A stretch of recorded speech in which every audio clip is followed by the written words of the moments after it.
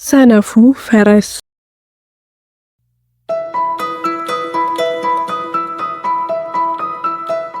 በአንድ ራቅ ባለ ሀገር ውስጥ አንድ ታታሪ ነጋዴ ይኖር ነበር። የሚነግደውም ጨው ነው። ከአንድ ከተማ ወደ ሌላ ከተማ ያጓጉዟል።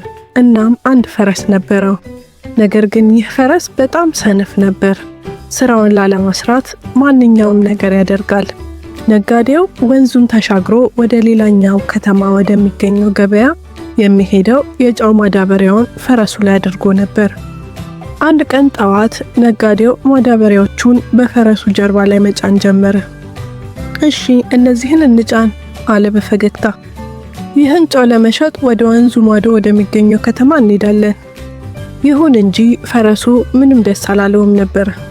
ኧረ ዛሬ ደክሞኛል ሲል ለራሱ አጉረመረመ። ለምንድን ነው በየቀኑ መስራት ያለብኝ? ማድረግ የምፈልገው መተኛት ብቻ ነው፣ ግን አልችልም። ምክንያቱም እነዚህን ከባድ ሸክሞች መሸከም አለብኝ። ፍትሃዊ አይደለም። ነጋዴውም በል ፈረስ ተንቀሳቀስ ሲል ጮኸበት። መራመድ ጀምር፣ ያንን ድልድይ ተሻገር፣ እኔ ለመንገድ የሚሆንን ምግብ ይዤ መጣሁ። ፈረሱ ሳይወድ በግዱ መራመድ ጀመረ። ይህ የሚሸከመው ነገር እጅግ ከባድ ሆኖ ሳይሆን እሱ ብዙ መሸከም ስለማይወድ ነው። ወንዙ ጋር ደርሶ ድልድዩ ላይ ወጣ። ስለተናደደ ለመንገዱ ምንም ትኩረት አልሰጠም ነበር። ድንገት ግን ተንሸራተተና ወደ ወንዙ ወደቀ። አይሆንም አለና እንደምንም መነሳት ጀመረ። በእግሩ ለመቆም ሲታገል አንድ አስገራሚ ነገር አስተዋለ። ማዳበሪያው ቀላል ሆኖ ተሰማው። በውሃ ውስጥ ጨው ሟምቷል። ዋው አለ ፈረሱ። ይህ ድንቅ ነው። በወንዙ ውስጥ በወደኩ ቁጥር ጨው ይቀንሳል፣ ሸክሜም እየቀለለ ሄዳል። ይህ ጥሩ ዘዴ ነው። አለቃዬ እንዳላየኝ ማረጋገጥ አለብኝ አለና ማንም እንዳላየው ሲያይ በራሱ በጣም ተደስቶ የቀረውን መንገድ ሮጠ። ነጋዴው ወደ ገበያው ደረሰ፣ ግን ግራ ተጋባ። ጨው አሁን መጀመሪያ ከጫነው ግማሹ ብቻ ይመዝናል። ይገርማል ሲል አጉተመተመ።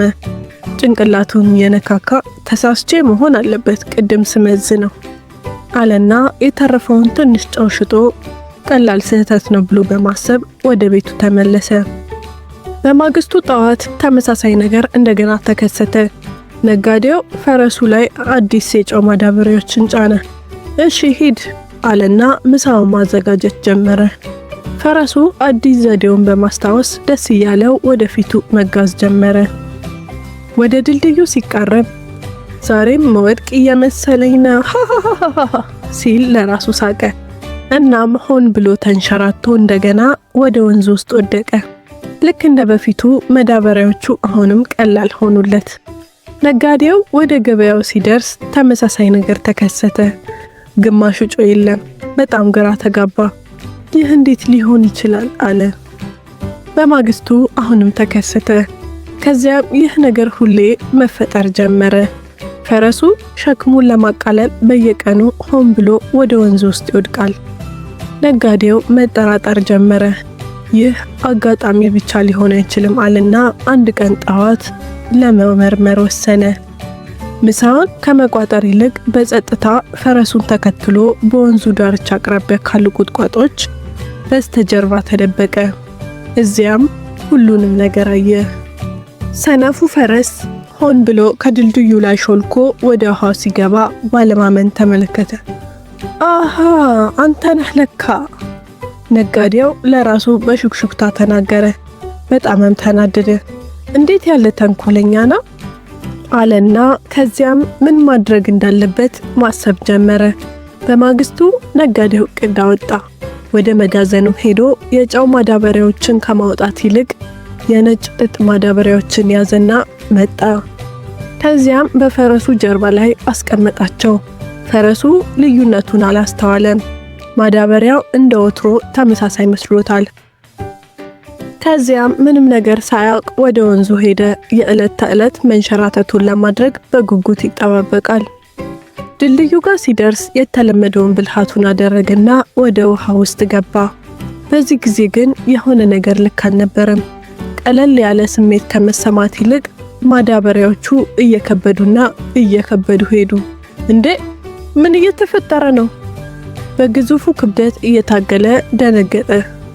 ለምንድነው ያልቀለለው? ጀርባዬ፣ አይ በጣም ያማል። ፈረሱ ግራ ተጋባ።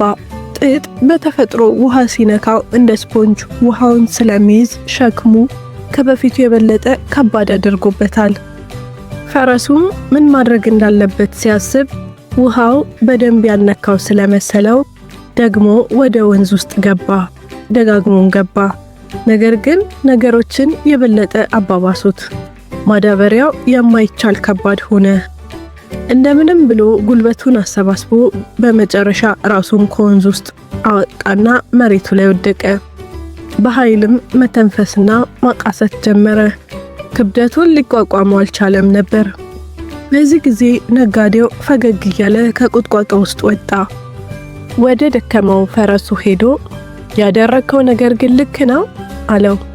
ፈረሱም በየቀኑ ጠንክሬ እሰራለሁ፣ ይቅርታ አድርግልኝ፣ ላለመስራት ዘዴዎችንም ሆነ ሰበቦችን አልፈልግም አለው በልመና።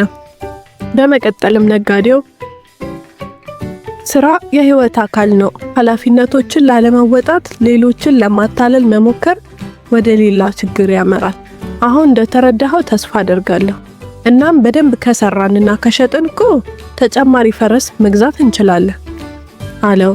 ፈረሱ አለቃውን በአይኖቹ በመለማመጥ ተመለከተው። ከዚያም አለቃው ፈረሱን ይቅርታ አደረገለትና ከዚያን ቀን ጀምሮ ሰነፉ ፈረስ ሰነፍ አልነበረም። ሸክሙን ያለምንም ቅሬታ ተሸክሞ እና እሱንም ለማታለል ሳይሞክር ይጓዝ ነበር።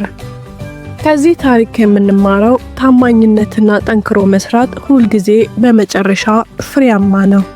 አቋራጮችን ለማግኘት መሞከር ወይም ስራን ላለመስራት ሌሎችን ማታለል ብዙውን ጊዜ ወደ ኋላ ይመልሳል እና ለማምለጥ ከሞከሩት የበለጠ ከባድ ችግር ውስጥ ሊከተን ይችላል።